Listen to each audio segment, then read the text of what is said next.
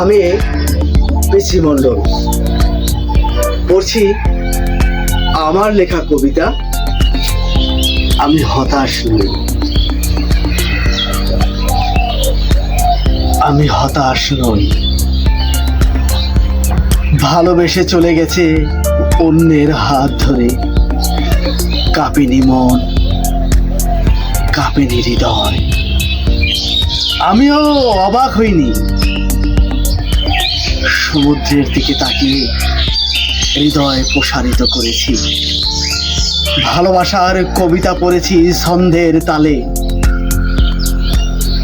নতুনের ডাকে দিগন্তে তাকিয়ে দেখি ফুলের পাপড়ি মেলেছে গাছে, সুগন্ধে ভরে গেছে চারপাশ।